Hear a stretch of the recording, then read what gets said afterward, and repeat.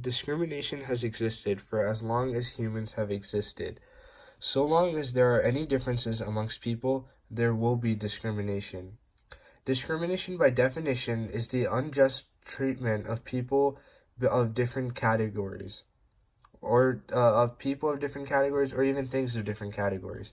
Popular types of discrimination include racism, sexism, anti-Semitism, and Islamophobia. In this video, I will be focusing on Islamophobia and how it affects many people in America, and even specifically people in our local community. Islamophobia is the practice of discriminating against Muslims because of their religion. But even more so, Islamophobia is the fear of the unknown. People are unaware or ignorant regarding what Islam truly is, and based on their ignorance, they are fed information targeted specifically toward the space or group of individuals so that they can start fearing another group of individuals, which are the Muslims, and they can fear them, and based on their fear, they can hate them. And based on that hate, they go further on and do unspeakable crimes against these people, with the justification that they were doing it out of concern for their safety and security. That's basically what Islamophobia is. While Islamophobia is an issue, it doesn't affect everywhere equally.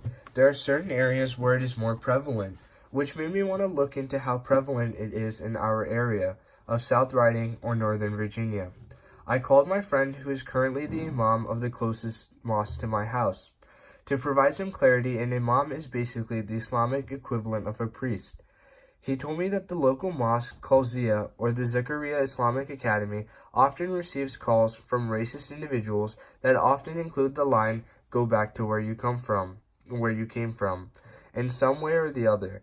Islamophobes are abusive on major and minor scales, and while verbal abuse isn't the end of the world, it often enables the issue to escalate and pose a potential threat to the safety of the individuals being threatened. Some Islamophobes have gone as far as murdering Muslims or people they assume to be Muslim because of their religion. They do so because of the widespread bias against Muslims, with one of the biggest concerns being that Muslims are terrorists.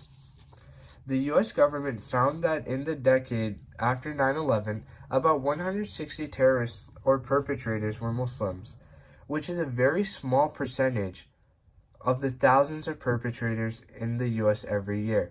During a meeting in 2011, the United Nations Alliance of Civilizations and the League of Arab States identified Islamophobia as an important area of concern. In 2017 alone, there were 314 recorded examples of hate crimes against the Muslims.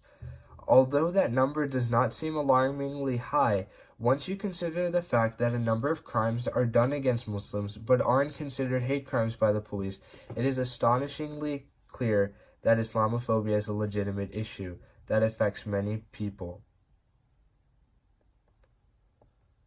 These are just some examples of headlines against Muslims, and all of these headlines show some form of Islamophobia. The first headline is violence against Muslims. The second headline is Islamophobia being spread through the news media. The third headline is another example of violence against Muslims. The fourth headline is a source showing that Islamophobia is an issue that needs to be combated and is a pressing issue. The fifth source is another example of Islamophobia against Muslims. And the last source is an example of Islamophobia being used by a political figure.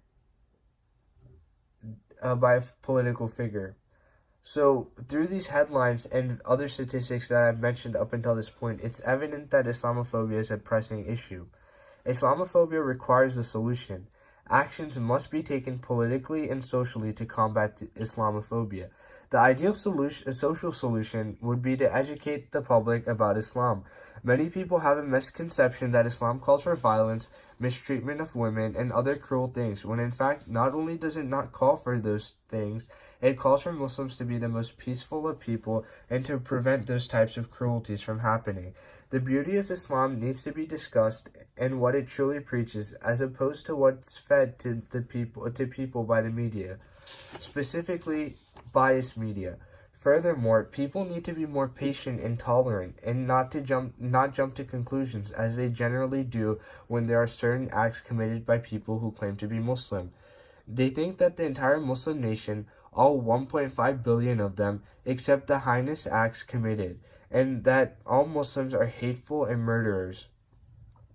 Politically, leaders should put some emphasis on raising awareness, similar to what some have done for other social issues. Policy-wise, there isn't much that can be done. However, practically, the government needs to do a better job combating hate speech and hate crimes towards Muslims that are considered Islamophobic acts. Through education and tolerance, people that have the patience and desire to learn, that have the patience and desire to learn more, will be able to exponentially decrease the affluence and prominence of Islamophobia in our society. While that is incredibly easy to say, actually getting people to listen is very hard. If Muslims were to try and combat Islamophobia through education, it is of utmost importance that they look up to the previous social movements in our country. In short, Islamophobia is an issue that must be dealt with throughout the world, especially in America, due to the rise of hate crimes and violence against Muslims. Muslims such as those in Christchurch, Gaza, and Syria are just a few examples of those that have suffered and been attacked because of the religion they choose to believe in, rather than any actions of their own. While the magnitude of Islamophobia isn't as bad as some of the other social issues plaguing America, it is going to reach that point unless we begin to combat it immediately.